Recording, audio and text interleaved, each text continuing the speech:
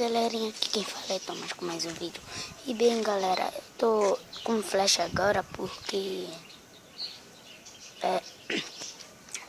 tá muito escuro aqui. E bem galera, aqui é o episódio 3 da série Não Vai Ter Jogos. E bem galera, hoje meu cachorro tá latindo porque tô aí. Se passar um vento, o meu cachorro é uau, uma mosquinha indo trabalhar, o meu cachorro uau, até se passar uma formiguinha é uau. Caramba, ele não pode ver nada aqui lá. E galera, eu voltei da vida, já tô em casa, aleluia. Só que eu esqueci de fazer os jogos, os vídeos. Aí eu cheguei ontem, eu cheguei ontem.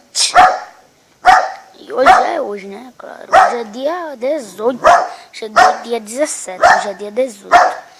E o vídeo só vai durar 1 minuto por aí, eu não tô vendo porque se eu virar de lado da outra câmera vai estar muito escuro e não vai dar pra vocês não verem direito. Aí com flash, por aí, coisa aí, aqui que eu tava ouvindo música. Guns N' Roses. Se vocês não conhecerem essa banda, eu boto aí Guns N' Roses pra você ver. É uma banda muito boa inglesa. Eu e meu pai é muito fã dela. E bem galera, aqui quem fala é Thomas, despedido com um amigo, melhor amigo,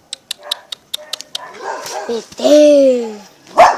Olha ele.